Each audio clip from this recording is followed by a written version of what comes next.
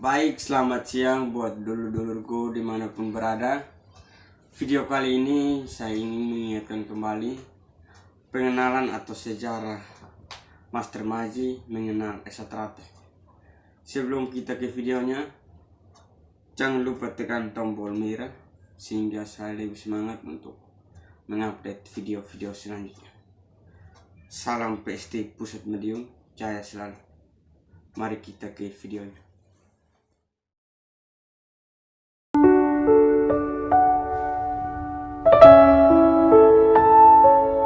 Master Maji Budi Harsono lahir di Madiun, Februari tahun 1946. Ia merupakan anak sulung dari 6 bersaudara, dari keluarga sederhana dengan tingkat perekonomian pas-pasan. Ayahnya bernama Suratman, hanyalah seorang pegawai di Departemen Transmigrasi. Sedangkan ibunya bernama Tunik, hanya sebagai ibu rumah tangga. Dari latar belakang keluarga ini, dia pun melewati masa kecil penuh kesederhanaan. Namun ketika Master Maji Budi Harsono beranjak dewasa, kekurangan ini justru melahirkan semangat juang tinggi dalam merubah nasib. Hingga dia berhasil menjadi seorang tokoh cukup diperhitungkan, tidak hanya di sisi harkat dan martabatnya, akan tetapi juga berhasil menyeruak ke permukaan dan mampu mengenyam kehidupan cukup layak dan wajar. Masa kecil Master Maji Budi Harsono berjalan biasa-biasa saja, layaknya seorang bocah, di kalangan teman sepermainannya. Dia dikenal sebagai anak pemberani dan nakal. Bahkan sejak duduk di bangku kelas 3 SD Panggung Madiun, Master Madi sudah berani berkelahi di luar. Kenakalannya berlanjut hingga ia masuk SMP. Bahkan ketika duduk di SMUI Madiun, ia pernah diancam akan dikeluarkan dari sekolah jika tetap senang berkelahi. Yang agak berbeda dibanding teman seusia adalah kesukaan dia bermain dengan teman yang usianya jauh lebih tua. Barangkali karena kesukaannya ini, kelak menjadikan cara berpikir Master Maji Budi Harsono cepat kelihatan dewasa. Karena kenakalannya suka berkelahi, Master Maji Budi Harsono mulai tertarik pada olah kanuragan bela diri saat berusia 12 tahun. Saat itu tahun 1958, di halaman rumah dinas wali kota Madiun digelar pertandingan seni bela diri pencak silat. Merupakan satu tradisi tahunan yang selalu diadakan untuk menyambut hari proklamasi kemerdekaan. Master Maji kecil sempat kagum pada permainan para pendekar yang tampil di panggung, terutama pada Mas Imam Kusupangan, yang juga tampil saat itu. Sepulang melihat gelar permainan seni bela diri pencak silat itu, benaknya dipenuhi obsesi keperkasaan para pendekar yang tampil di gelanggang. Ia bermimpi dalam cita rasa dan kekaguman jiwa kanak-kanak. Cita rasa dan kekaguman itu menyulut keinginan dia belajar pencak agar menjadi pendekar perkasa. Sosok pendekar sakti sekaligus juara, persis seperti yang tergambar dalam benaknya. Kebetulan tidak jauh dari rumahnya, tepatnya di Paviliun Kabupaten Madiun, ada latihan pencak silat Persaudaraan Setia Hati Trate, yang mana dilatih langsung oleh Mas Imam Kusupangat. Selang sepekan sejak menonton permainan seni pencak silat di halaman rumah dinas wali kota itu, Master Maji Budi Harsono memberanikan diri menemui RM Imam Kusupangat, meminta agar diperbolehkan ikut latihan. Namun, permintaan itu ditolak dengan alasan usianya masih terlalu muda. Saat itu, ada tata tertib, yang boleh mengikuti latihan Persaudaraan Setia Hati Trate, adalah anak dengan usia 17 tahun ke atas, sudah dewasa, atau anak yang sudah duduk di bangku SLTA.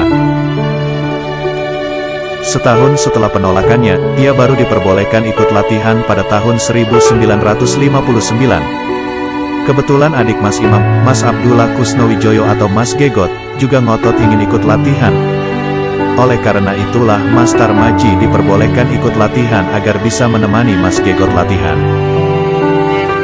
Tak sabar ikut latihan, Master Maji bertanya kepada Mas Gegot, kapan mereka diperbolehkan mulai berlatih. Mas Gegot menyebut jadwal latihan pertama yang harus dijalani, tapi syaratnya, mereka berdua hanya diperbolehkan menempati baris paling belakang. Kesempatan pertama yang diberikan padanya, benar tak disia-siakan. Hari-hari setelah diizinkan ikut latihan, jiwa Master Maji seakan diterbangkan ke langit. Bayangan sosok pendekar dengan kesaktian yang dimiliki memformat hampir setiap langkahnya. Boleh dibilang, tak ada hari tanpa berobsesi dan tak ada hari tanpa latihan pencak silat. Apalagi waktu latihan saat itu belum terjadwal seperti sekarang ini, kadang siang hari, kadang sore, kadang malam hari sampai fajar, dan kadang nunggu sepulang Mas Imam Kusupangat kerja. Satu hal yang cukup mendukung kelancaran jadwal latihan Mas Tarmaji, selain Mas Gegot teman akrabnya, adalah kedekatan tempat tinggalnya dengan Paviliun Kabupaten Madiun. Rumah keluarganya hanya terpaut sekitar 200 meter arah barat dari paviliun. Tak berlebihan, jika setiap hari ia bermain di paviliun dan setiap pukul 13 waktu Indonesia Barat, ia dan Mas Gegot setia menunggu kepulangan Mas Imam di beranda paviliun. Begitu melihat Mas Imam pulang, ia langsung menyalami dan bersabar menunggu sang pelatih makan siang. Kadang harus bersabar pula menunggu cukup lama, karena Mas Imam perlu istirahat selepas kerja. Berhari-hari, berbulan-bulan hingga bertahun, ketekunan dan kesabaran serupa itu dilakukannya. Obsesinya hanya satu, ia ingin menjadi pendekar setia hati Terate. Seorang pendekar baginya adalah seseorang yang bukan saja menguasai ilmu bela diri tetapi juga mengerti hakikat kehidupan. Ia ingin tampil menjadi sosok manusia seutuhnya, manusia yang cukup diperhitungkan, menjadi teladan bagi sesama. Jalan itu kini mulai terbuka, dan Mas Tarmaji tidak ingin menyia-nyiakannya. Ketekunan dan kemauan kerasnya itu, menjadikan Mas Imam menaruh perhatian penuh padanya. Itu ditunjukkan dengan seringnya dia diajak mendampingi beliau melakukan tirakatan ke berbagai tempat. Kendati saat itu masih siswa dan belum disahkan. Dari paviliun ini, Mas Tarmaji kecil, selain belajar pencak silat, ia juga mulai menyerap ajaran tata krama pergaulan dalam lingkup kaum ningrat, satu tatanan pergaulan kelompok bangsawan Trah Kadipaten pada zamannya. Pergaulannya dengan Mas Imam ini, membuka cakrawala baru baginya. Mas Tarmaji yang lahir dan berangkat dari keluarga awam, sedikit demi sedikit mulai belajar tata krama rutinitas hidup kaum bangsawan. Dari tata krama bertegur sapa dengan orang yang usianya lebih tua, bertamu, makan, minum, hingga ke hal-hal yang berbau ritual. Misalnya olah rasa latihan mempertajam daya cipta atau laku tirakat, dalam istilah lain sering disebut sebagai tapa brata. Pada suatu malam, tepatnya sepekan sebelum Mas Tarmaji disahkan, Mas Sutomo Mangkujoyo datang ke rumahnya. Padahal saat itu malam sudah larut dan ia sendiri mulai beranjak tidur.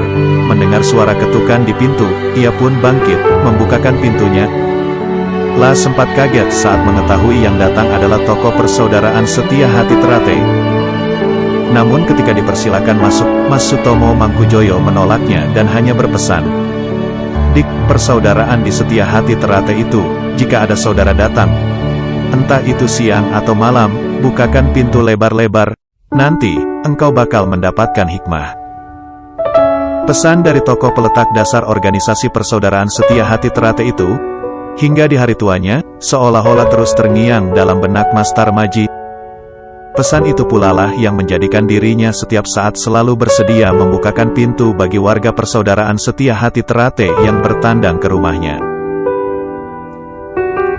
Setelah berlatih selama 5 tahun, yakni pada tahun 1963, Mas Tarmaji Budi Harsono disahkan oleh Mas Imam Kusupangat menjadi pendekar persaudaraan setia hati Terate tingkat 1, bersama dengan Sudiro, Sudarso, Bibit Sukadi, Sumarsono, Sudipyo, Bambang Tunggul Wulung dan RM Abdullah Kusnowijoyo.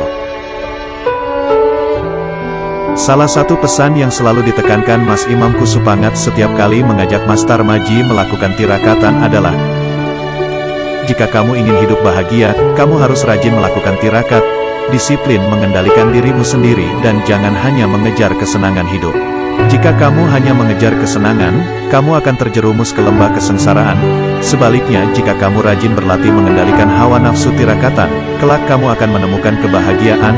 Ingat, sepiro gedening sengsoro, yen tinompo amung dadi cobo.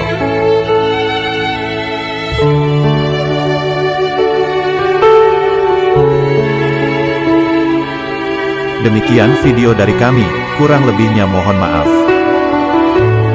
Cukup sekian dan terima kasih.